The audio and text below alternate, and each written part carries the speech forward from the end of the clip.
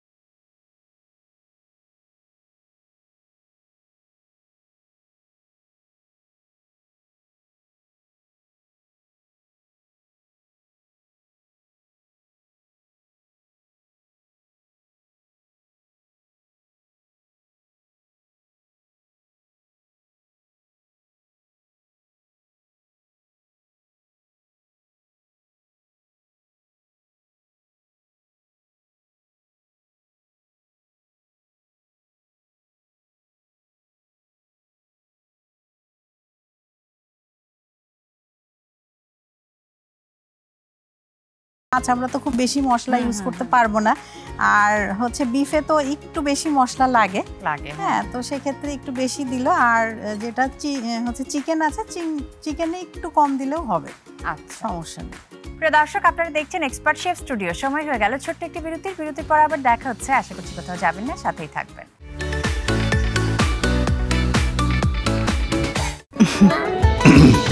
এই যে ম্যাডাম, এবার বুঝেছেন ফ্যামিলি গেট টুগেদার করার রেজাল্ট? এখন তো প্লেট বাসন সাফ করতে করতে তোমার হাতের মেহেদির রংটাই না সাফ হয়ে যায়। কিন্তু সম্পর্কের রং তো উজ্জ্বল হলো, সেটাই বা কম কি। আর এক্সট্রা প্লেট বাসনের জন্য আছে এক্সপার্ট সলিউশন। তাই অর্ডিনারি বার বারবার, কিন্তু এক্সপার্ট জাস্ট একবার। ব্রেকের পর সবাইকে ওয়েলকাম করছি আরও একবার। আপনারা দেখছেন expert chef studio. Ruhani Salsabil Labonno আপনাদের সাথে আছে, আর আমার সঙ্গে আছেন এক্সপার্ট শেফ হাসিনা আনসার।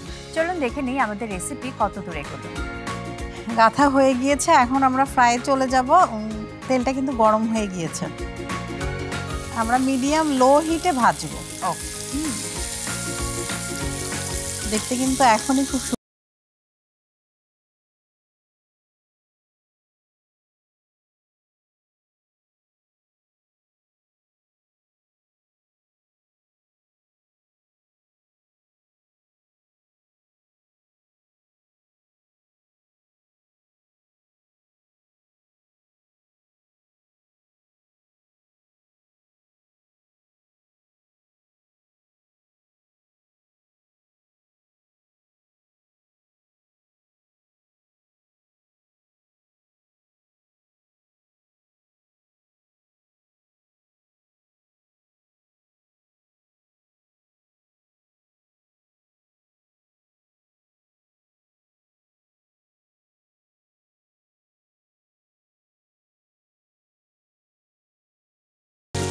চিংড়ির মানে বৈশিষ্ট্যটা যেটা ভাল লাগে আমার, যে চুলায় দিলেই কিন্তু ও খুব সুন্দর একটা কালার ধারণ করে। দেখেন কি সুন্দর রেডিশ একটা কালার চলে এসেছে, সোনালি গোল্ডেন রেডিশ কালার, এবং যেটা দেখতে এত ইয়ামি লাগে যে মানে বাচ্চারা বড়রা মাঝবয়সী সবাই কিন্তু ঝাঁপিয়ে পড়ে চিংড়ি মাছের ওপর। আপনার বাসায় তো খুব রান্না হয় না? চিংড়ি মাছ দিয়ে আসলে অনেক রেসিপি করা হয়, বিশেষ করে আমরা যে থাই স্যুপটা খাই ওটা তো চিংড়ি মাছ ছাড়া মানে মজাই লাগে না, আর হয়ও না। আমার বাসায়ও চিংড়ি লাভার সবাই মোটামুটি।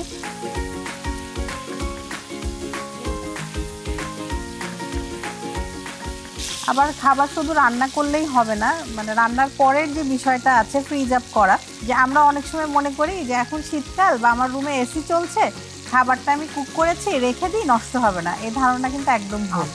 কারণ খাবার রান্না করার পর রুম টেম্পারেচারে আসলে তার 2 ঘন্টার মধ্যে কিন্তু এটাকে ফ্রিজ আপ করতে হবে, না হলে জীবাণু গ্রো করা শুরু করে। জীবাণু তো আসলে আমরা চোখে দেখছি না, কিন্তু সে তার কাজ ঠিকই করছে। আবার আমরা তো রেফ্রিজারেটরে রাখলাম, বাট আমরা হচ্ছে কিভাবে রাখছি, অনেক সময় অনেকে বেখেয়ালে কিন্তু ঢাকটা না ঢেকে বা এয়ারটাইট পেপার বা প্যাকেটে না রেখে এমনিই খোলা রাখছে, সেখানেও কিন্তু জীবাণু গ্রো করে। আমরা যখন রেফ্রিজারেটরে খাবার রাখবো অথবা ডিপে রাখবো, তখনও কিন্তু আমরা প্রপার ওয়েতে একদম মানে এয়ারটাইট বক্সে অথবা ঢাকনা সহ এভাবে রাখতে হবে। এবং কাঁচা খাবার আর রান্না করা খাবারের চেম্বার কিন্তু আলাদা হবে। হ্যাঁ, এই বিষয়গুলো মাথায় রাখলে আমাদের পুষ্টির দিকটা তখন ইনশিওর হবে। আমাদের কিন্তু রেসিপিটা হয়ে গিয়েছে, আর মানে এপিট হয়ে গিয়েছে, ওপিটটা একটু বাকি আছে। তো আমি সার্ভিং ডিশটা ততক্ষণে নিয়ে আসি, আর এদিকটা হতে থাকে। খুবই সুন্দর অ্যারোমা বের হয়েছে, এবং চিংড়িরও কিন্তু নিজস্ব যে অয়েল থাকে সেটাও বের হয়েছে। আমরা খুব সামান্য হচ্ছে সরিষার তেল দিয়েছিলাম, কিন্তু পুরাটাই ধরাই আছে, চিংড়ির থেকে অয়েলটা বের হয়েছে।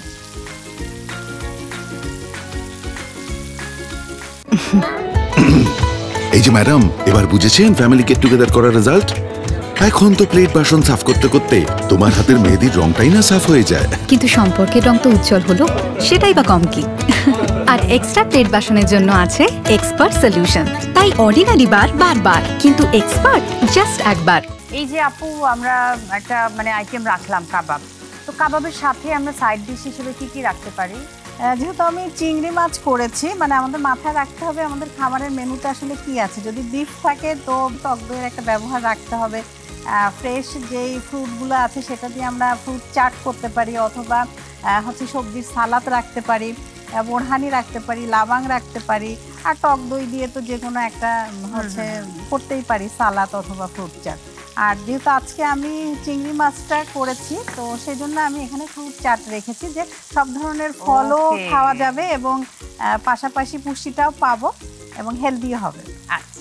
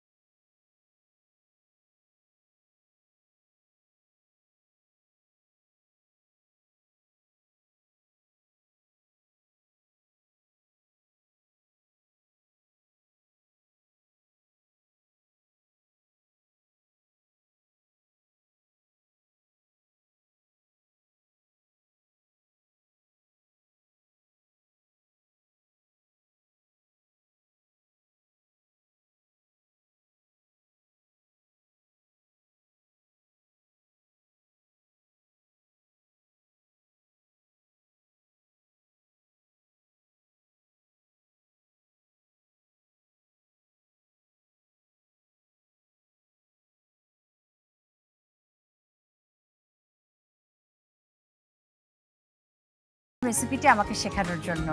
প্রিয় দর্শক, দেখে নিলেন তো কত সহজে তৈরি করা যায় চিংড়ি কাঠি কাবাব।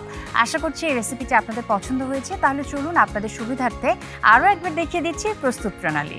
প্রথমে একটি পাত্রে চিংড়ি মাছ, লবণ, আদার গুঁড়ো, রসুনের গুঁড়ো, গরম মশলার গুঁড়ো, জিরার গুঁড়ো, মরিচের গুঁড়ো, লেবুর রস, টক দই এবং সরিষার তেল দিয়ে ভালোভাবে মেরিনেট করে নিতে হবে। এবার মেরিনেট করা চিংড়ি মাছগুলো স্টিকে গেঁথে নিতে হবে। এরপর একটি পাত্রে পরিমাণ মতো সরিষার তেল নিতে হবে। তেল গরম হয়ে এলে স্টিকে গাঁথা চিংড়ি মাছগুলো ভালোভাবে ভেজে রান্না করে নামিয়ে লেবু এবং পুদিনা পাতার সাথে পরিবেশন করুন মজাদার চিংড়ির কাঠি কাবাব। দর্শক, আমরা দেখে নিলাম চিংড়ি কাঠি কাবাব তৈরি করার পদ্ধতি।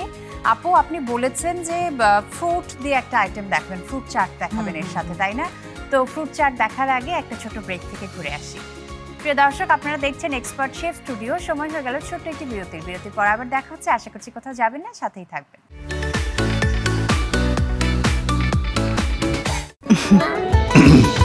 এই যে ম্যাডাম, এবার বুঝেছেন ফ্যামিলি গেট টুগেদার করার রেজাল্ট? এখন তো প্লেট বাসন সাফ করতে করতে তোমার হাতের মেহেদির রংটাই না সাফ হয়ে যায়। কিন্তু সম্পর্কের রং তো উজ্জ্বল হলো, সেটাই বা কম কি? আর এক্সট্রা প্লেট বাসনের জন্য আছে এক্সপার্ট সলিউশন। তাই অর্ডিনারি বার বারবার, কিন্তু এক্সপার্ট জাস্ট একবার। ব্রেকের পর সবাইকে ওয়েলকাম করছি আরও একবার। আপনারা দেখছেন expert chef studio. Ruhani Salsabil Labonno আপনাদের সাথে আছি, আমার সঙ্গে আছেন expert chef Hasina Ansar. Welcome back আপু। ব্রেকে যাবার আগে দর্শকদেরকে বলেছিলাম যে আপনি আমাদেরকে ফ্রুট চাট তৈরি করেন।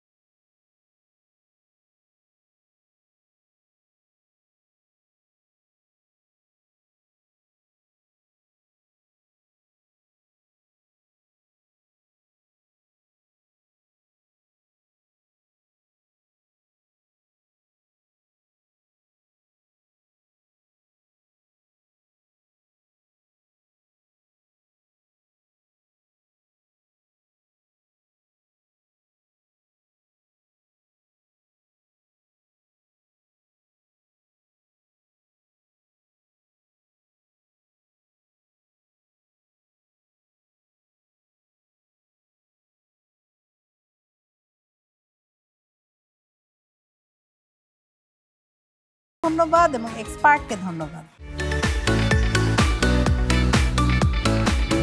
প্রিয় দর্শক, এই ছিল আমাদের আজকের এক্সপার্ট শেফ স্টুডিও। আশা করছি আপনাদের ভালো লেগেছে। বরাবরের মতো দুটো রেসিপি আপনাদেরকে দেখালাম। প্রথমে দেখিয়েছি কিভাবে তৈরি করতে হবে চিংড়ি কাঠি কাবাব, আর তারপরে ফ্রুট চাট তৈরি করার পদ্ধতি। আশা করছি দুটো রেসিপি আপনাদের ভালো লেগেছে। আপনারা বাড়িতে অবশ্যই তৈরি করবেন, সবাই খুব পছন্দ করবে। আজকের মতো আমি রুহানি সালসাবিল লাবণ্য বিদায় নিয়ে নিচ্ছি। সবাই খুব ভালো থাকুন, আর টিভির সাথে থাকুন আর দেখতে থাকুন এক্সপার্ট শেফ স্টুডিও।